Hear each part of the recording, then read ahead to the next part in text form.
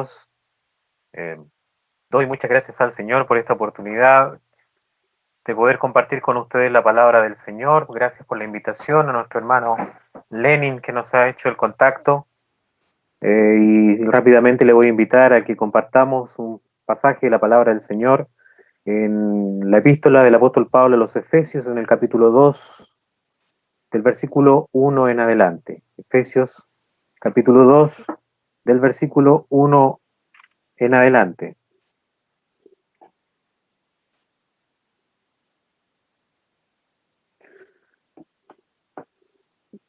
Dice: y Él os dio vida a vosotros cuando estabais muertos en vuestros delitos y pecados, en los cuales anduvisteis en otro tiempo siguiendo la corriente de este mundo, conforme al príncipe de la potestad del aire, el espíritu que ahora opera en los hijos de desobediencia, entre los cuales también todos nosotros vivimos en otro tiempo, en los deseos de nuestra carne, haciendo la voluntad de la carne y de los pensamientos, y éramos por naturaleza hijos de ira, lo mismo que los demás.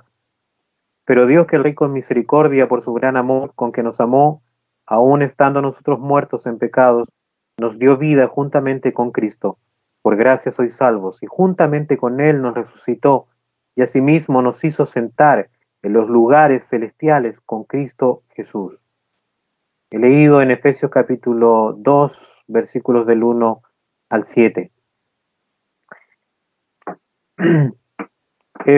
Amigos y hermanos, en estos días nos hemos enfrentado a una situación mundial probablemente que nadie había vivido en su vida. Nos enfrentamos ya a una cantidad de muertos inmensa, cerca de 200.000 muertos por esta pandemia. Eso nos enfrenta a varias cosas que nos deberían llamar la atención. Número uno, nos enfrenta a nuestra fragilidad como seres humanos, a nuestra indefensión frente a la naturaleza.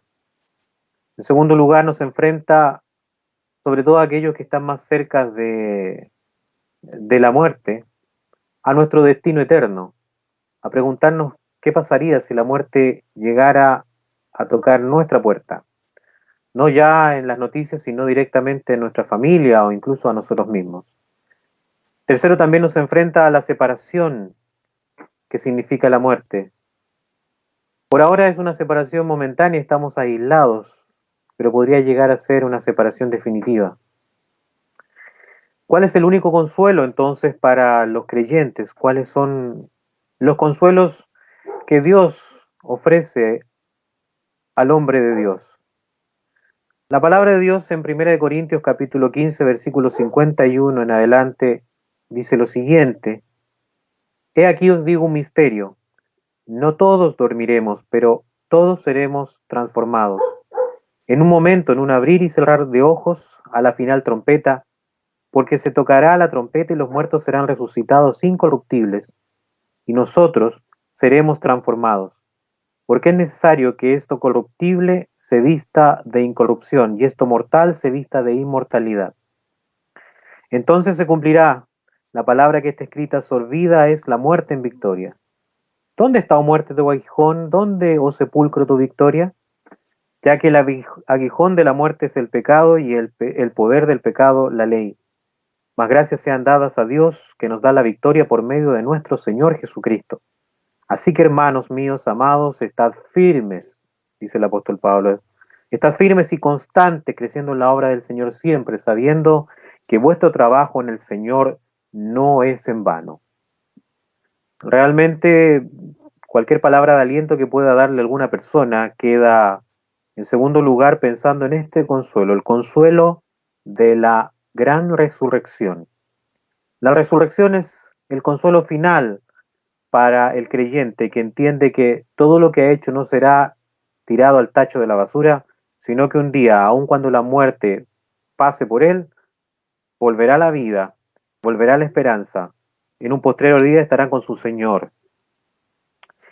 Pero hay un pasaje que es el que acabamos de leer al principio, Efesios capítulo 2, donde nos habla acerca de una resurrección que para algunos ya es pasada, de una resurrección que ya es una realidad. Efesios capítulo 2, versículo 1 nos dice, y Él, Dios, os dio vida a vosotros cuando estabais vosotros muertos en vuestros delitos y pecados. Ya vamos a ver quién es ese vosotros, pero quiero que nos centremos en algunas cosas. El punto central de este pasaje, la idea central es decirnos que Dios nos ha dado vida a quienes estábamos muertos en delitos y en pecados, muertos espiritualmente. Realmente estábamos llenos de todo vigor para todo lo que era contrario a la ley o a la santidad de Dios. No es que éramos solamente algo incapaces o algo débiles, sino que estábamos real y absolutamente muertos para todo lo bueno, para todo lo justo. No teníamos ni los sentidos para comprender las cosas espirituales, no poseíamos ni el ojo para poder ver, ni el oído para oír, ni el poder que pudiera sentir. Tal vez los teníamos terrenalmente los sentidos, pero solo veíamos y oíamos las imágenes y sonidos que el mundo nos proyectaba, que nuestra carne deseaba y que Satanás nos proveía. Para todo lo que era bueno y justo y santo, nuestros ojos estaban completamente vendados. Es cierto, antes de conocer a Cristo todos estábamos muertos, pero sin duda no todos éramos iguales. Los cadáveres, aunque cadáveres todos, no todos lucen igual. Por ejemplo, los muertos que caen en un campo de batalla, destrozados por el fuego enemigo, las enfermedades o los animales salvajes, pudriéndose en descomposición bajo el sol. ¿Cuál horrible espectáculo pueden ser? Parecen como insectos que son aplastados por pequeñas fuerzas con un pie. En cambio, qué digno que puede verse un ser querido que por desventura nos ha tocado despedir, que ha partido en relativa paz, sobre una cama limpia, con todos los cuidados que le hemos podido ofrecer. En un limpio y fino ataúd, apenas parece que está durmiendo. Sin embargo, es solo una apariencia. Tu ser querido en ese ataúd está tan muerto como los cuerpos desfigurados que están repartidos sobre el campo de batalla. Quien muere en una limpia cama de hospital está tan muerto como quien muere en la soledad y se pudre bajo el sol, como lamentablemente hemos visto en las terribles imágenes que nos han llegado desde ciudades como Guayaquil. En los primeros la corrupción y podredumbre todavía no ha terminado su trabajo, está recién. El maquillaje y los cuidados la cubren. La podredumbre aún no ha llegado, pero lo hará. El tierno cuidado tuyo o de los médicos ha logrado proteger su cuerpo hasta ese momento.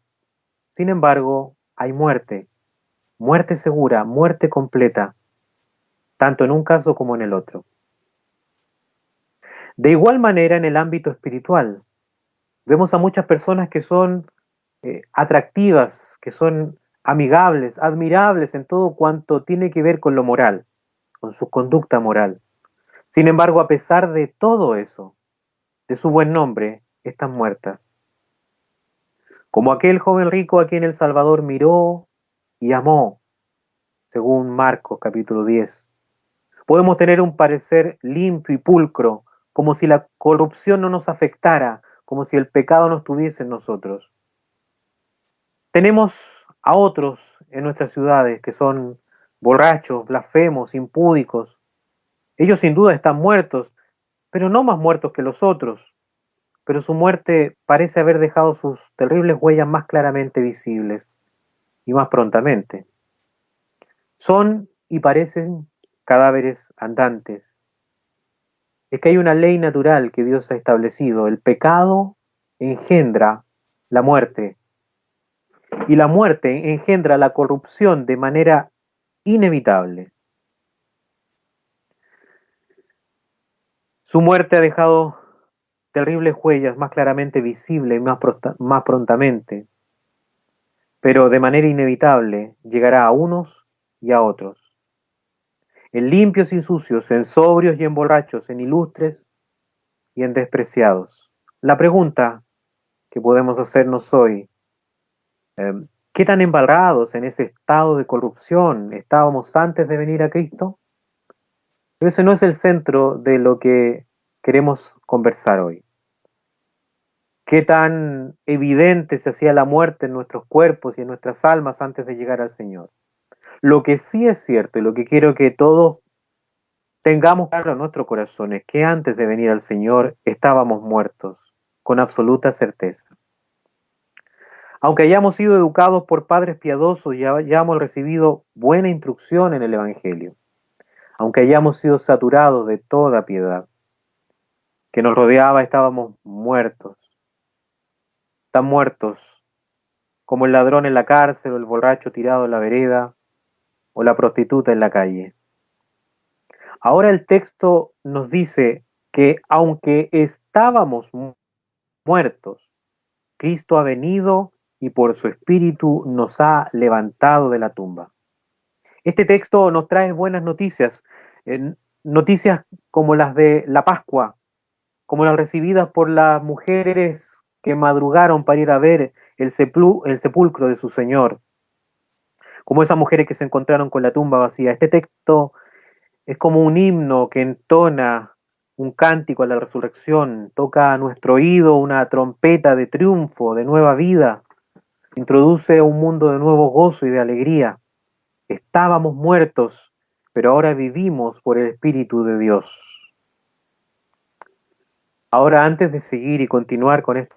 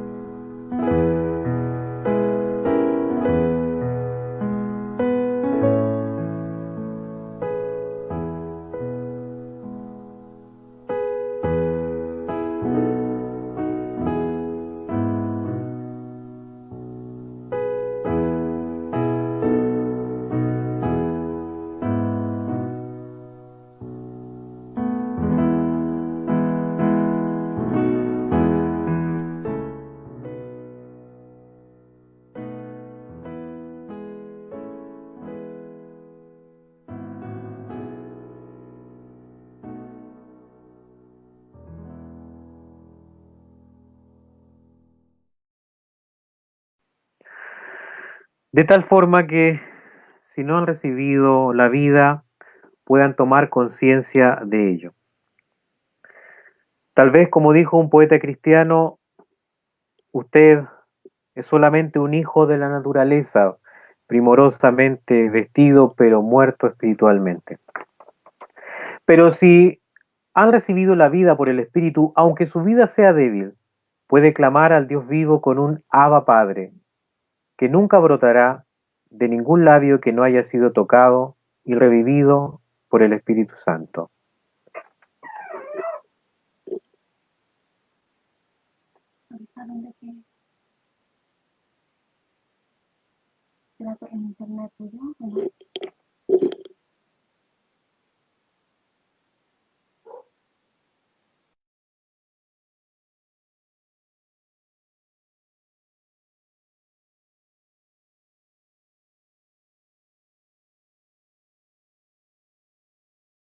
Ok, gracias hermano. Bueno, em, quiero hablar un poquito acerca de nuestra resurrección. Quienes hayan sido revividos probablemente van a entender claramente las cosas que les voy a decir. Pero también me atrevo a decir que a los que no lo hayan sido, a quienes aún están muertos, les parecerá una fábula absurda. Si hemos recibido la vida, hemos sido resucitados de arriba. Y Él, dice, y Él os dio vida a vosotros. Notemos quién lo hizo. El propio Dios ha tratado con nosotros, nos ha levantado de los muertos. Él nos creó al principio y Él nos ha creado de nuevo. Él nos dio la vida cuando nacimos, pero ahora nos ha dado una vida aún más elevada, que no podríamos encontrar en ninguna otra parte. Una verdad innegable es que Él debe darla, invariablemente. Ningún hombre jamás se ha dado vida a sí mismo. Ningún predicador, independientemente de su entrega o su presteza, su habilidad para entregar el mensaje, puede hacer que uno de sus oyentes viva para Dios. Ningún padre, sin importar sus múltiples oraciones, ningún maestro, a pesar de sus muchas lágrimas, puede hacer por su propio esfuerzo que un niño viva para Dios. Y Él os dio vida a vosotros. Es cierto para todos aquellos que han recibido la vida. Fue Él. Es como una chispa divina, una partícula de luz del grandioso sol de justicia, el gran Padre de las luces. Una vez más pregunto, ¿has experimentado esto? ¿Has recibido ese toque divino, una energía sobrehumana, un algo que todo el conocimiento y toda la sabiduría y toda la piedad del hombre no podrían obrar en nosotros jamás? ¿Has recibido vida de lo alto? Si es así, me atrevo a decir que puedes recordar algo de ello. Quizá pasó hace meses o años. Es cierto, es difícil describirlo. Nadie puede describir su propio nacimiento físico. Está en el misterio, la memoria no logra guardar de la misma manera los recuerdos más cercanos. Tampoco podemos describir nuestro nuevo nacimiento espiritual. Ese es todavía un misterio mayor, pues involucra una sabiduría que va más allá de nuestro conocimiento natural. Es una obra secreta e íntima del Espíritu Santo, cuyo efecto sentimos, pero que no podemos decir cómo se realizó. Sin embargo, hay algunos sentimientos que son característicos, que parecen ser propios de este nuevo nacimiento, de esta resurrección espiritual. En primer lugar, creo que uno de los sentimientos cotidianos a la hora de nacer de nuevo es el dolor. He leído que cuando una persona está a punto de ahogarse, mientras se sucumbe bajo el peso de esas aguas y siente que la muerte le está aplastando, siente poco o casi nada, y que inclusive puede llegar a disfariar y tener sueños placenteros, como si no estuviese ahí sufriendo. Pero que cuando en el proceso de resucitación, si el rescatado lo han frotado con fuerza hasta que el oxígeno comienza de nuevo a entrar, la sangre comienza de nuevo a fluir y la vida empieza a revivir un poco, experimenta fuertes punzadas y gran dolor. Una de las señales de que la vida está retornando a esa persona es que despierta de algo que parecía un sueño placentero y siente mucho dolor. Si sucede así con cada persona que es rescatada, no lo sé, pero pienso que así sucede con cada persona que es salvada de ahogarse en sus pecados. Cuando la vida comienza a venir a él, siente como nunca antes sintió. El pecado que le era placentero se convierte en un horror para él. Lo que era fácil, como recostarse en un cómodo colchón, se vuelve ahora un lecho de espinas. Si así lo sentiste o lo sientes aún, pues dale entonces gracias a Dios. Si sientes esas vivas punzadas, dale gracias a Dios porque te ha dado vida. Es algo terrible que tu conciencia esté endurecida, como si ni los propios fuegos del infierno amenazándote pudieran derretirla, endurecida como el acero.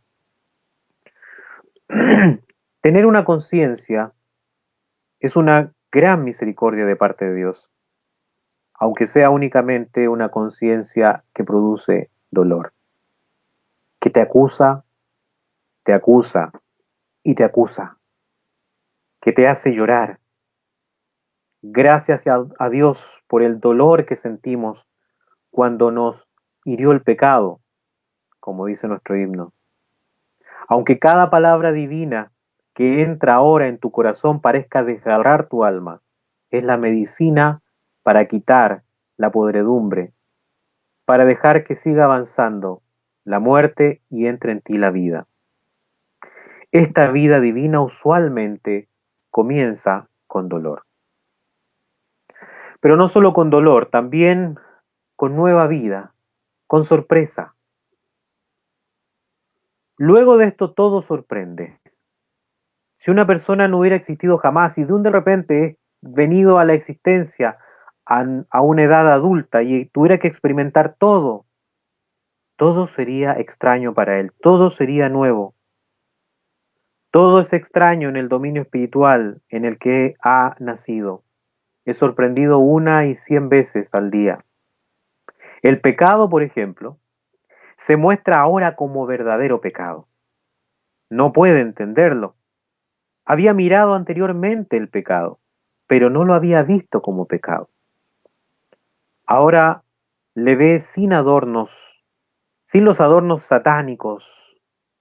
Es más bien ahora una masa de inmundicia que no puede soportar.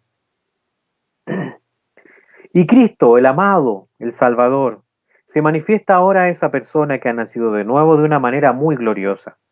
Había oído antes acerca de Cristo y tenía cierta comprensión de él, pero ahora se sorprende al descubrir que aquel de quien el profeta Isaías dice que no había parecer en él ni hermosura, es ahora para ti, es ahora para él todo codiciable, es el más hermoso entre los hijos de los hombres. Para el alma que ha nacido de nuevo, todo constituye una sorpresa. Realmente Dios te dice, he aquí, yo hago nuevas todas las cosas. Y el hombre renovado dice, así es, Señor, así es. Hace algunos años recuerdo haberle preguntado a un hermano recién llegado si había nacido de nuevo, y él me respondió, bueno, una de dos. O nací yo de nuevo, o de lo contrario, todo el mundo se me ha cambiado delante de mis ojos. Lo que sí sé es que todo lo veo distinto en relación a lo que era antes. Hay un cambio en alguna parte, si no es en mí, entonces es el mundo que me rodea. Y ese cambio, hermanos míos, es de muerte a vida, de las tinieblas a la luz admirable de Dios. Pero no solamente hay dolor en el nuevo nacimiento, no solamente hay sorpresa por la nueva vida, sino que también hay muchas preguntas. Así como la vida viene con extrañas sorpresas y con mezclas de dolor, así viene a menudo con muchas preguntas. Un niño hace miles de preguntas, tiene que aprenderlo todo, quiere absorberlo todo. Pensamos poco en todo lo que los niños tienen que experimentar, inclusive antes de llegar al punto en que pueden usar sus propios ojos. Ellos no son capaces incluso ni siquiera de diferenciar la distancia entre un objeto que está a la vista de él. Tienen que acercar su mano para poder comprender si está lejos o cerca. Todos tuvimos que aprender lentamente. Y cuando un hombre nace al reino de Dios, tiene que aprenderlo todo. Y por consiguiente, si es un hombre prudente y un hombre sabio, preguntará a creyentes más ancianos y más sabios acerca de esto y de aquello. Si usted es un creyente maduro e instruido, no mire menos ninguna pregunta. Más bien motive a los niños en la gracia a preguntar por todo, aunque eso signifique que nos pongan en apuros. No tengamos miedo de decir a veces que no sabemos o no entendemos algo, tal vez de paso nos servirá para entender que ni somos tan maduros ni tan instruidos. Es muy bueno también que sea un tiempo para el nuevo nacido para sentarse a los pies de Jesús, para oír. No hay otro lugar más seguro que sus pies para un creyente recién nacido. Si acude a los pies de cualquier otra persona, puede correr el riesgo de recibir una instrucción errónea en un momento en el cual el juicio puede ser torcido por cualquier cosa. cuando la persona es más bien impresionable y tiene pocas posibilidades de olvidar los errores que ha cometido, sobre todo si los ha tomado prestado de otros. Así, hermanos y amigos, ven ustedes lo que la vida divina hace cuando viene el alma. Llega a nosotros con dolor, nos da muchas sorpresas y provoca un sinnúmero de preguntas. Entonces comenzamos a intentar muchísimas cosas que no habíamos intentado nunca antes. Arrastrarnos, gatear, caminar afirmados, son los ciclos de los niños. El bebé es feliz de cualquier logro que pueda hacer, cualquier progreso para él es su alegría. Y cuando lo logra, cuando se para sobre sus pies pequeños o cuando logra llegar de una silla a otra, qué alegre está. Aunque de 2 o 3 pasos se caiga, es feliz. Esto se lo pregunto a quienes han nacido de nuevo. ¿Recuerdas cuando vino a ti esa nueva vida? Yo tengo algunos recuerdos. Recuerdo aquellos primeros días de vida. No habían pasado muchos días cuando asistí a congregarme nuevamente como ya un nuevo hombre.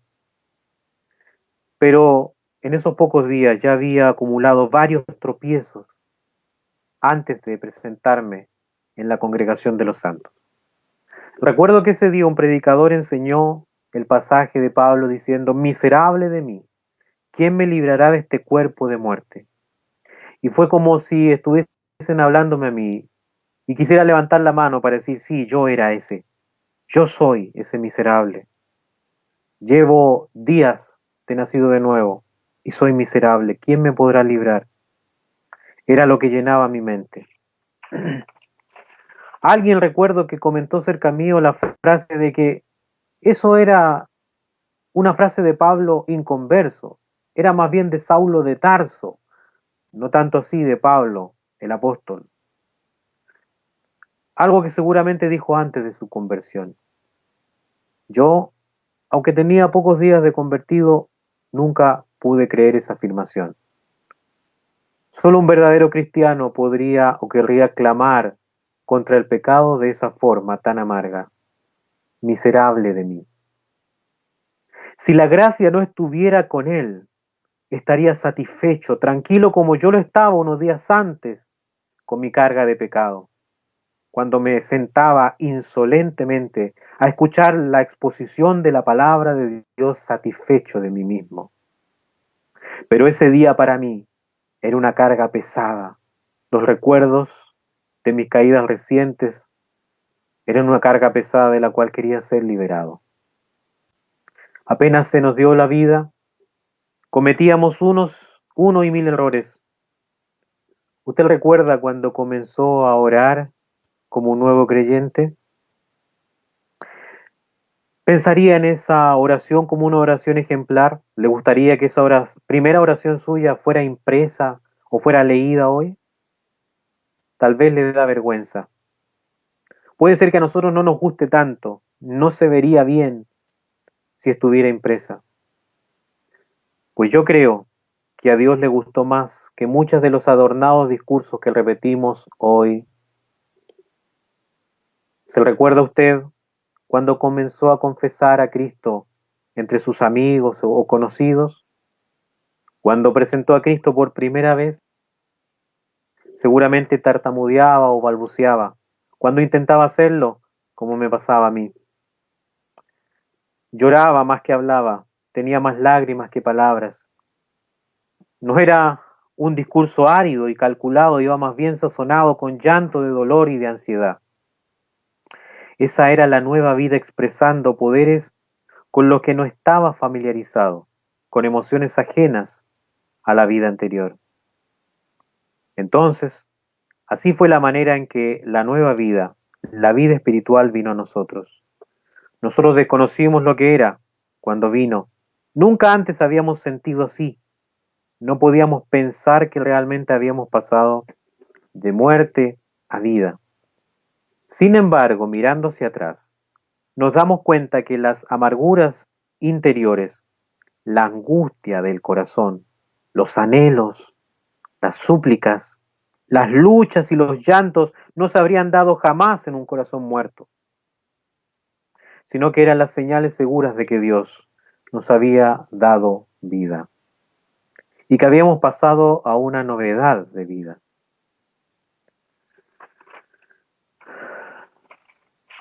Querido hermano o persona que oye, una vez más quiero que estas palabras, y es mi oración, que sean un filtro, que sean una señal de stop, para que te preguntes, ¿he recibido yo aquella vida? ¿He recibido aquel toque divino que ha hecho cambiar mi ser de un estado de podredumbre a un estado de vida? ¿He sido yo levantado de entre los muertos? ¿He sido resucitado por el Espíritu Santo?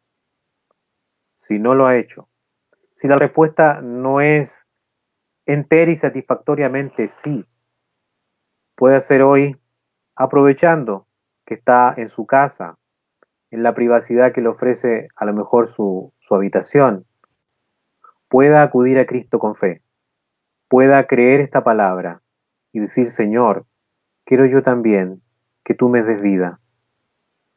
La segunda muerte no tendrá efecto alguno, será solamente un dormir pasajero, y tarde o temprano estaremos vivos en la presencia del Señor. Vamos a orar para que el Señor añada su bendición a su palabra. Padre bendito, Dios eterno, te agradecemos, Padre amado, por tu infinita bondad y misericordia, que no nos has pedido que nos levantemos sobre nuestros propios pies, sino que tú nos has levantado, que no nos has pedido que nos demos vida a sí mismos, sino que tú nos has dado vida. Gracias te damos, Señor, por los millones de resucitados que tú has levantado de entre los muertos, aquellos tristes pecadores que usted levantó un día, entre los cuales yo me contaba. Señor, gracias te damos por todos los creyentes que hoy disfrutan de la vida eterna, de la vida de Dios en sus corazones. Gracias te damos porque la promesa de una resurrección corporal es también una esperanza para todos los que hemos nacido de nuevo. Pero Señor, también te quiero rogar especialmente por quienes escuchan este mensaje y no han recibido esa vida. Están aún en sus pecados, están aún en su muerte y su esperanza no es nada. Señor, en este tiempo tan turbulento, te ruego que tengas misericordia de ellos, que tu palabra haga vida en sus corazones, les acompañes y les guíes a los pies del Salvador, nuestro Señor Jesucristo. Te lo pedimos en su nombre santo. Amén.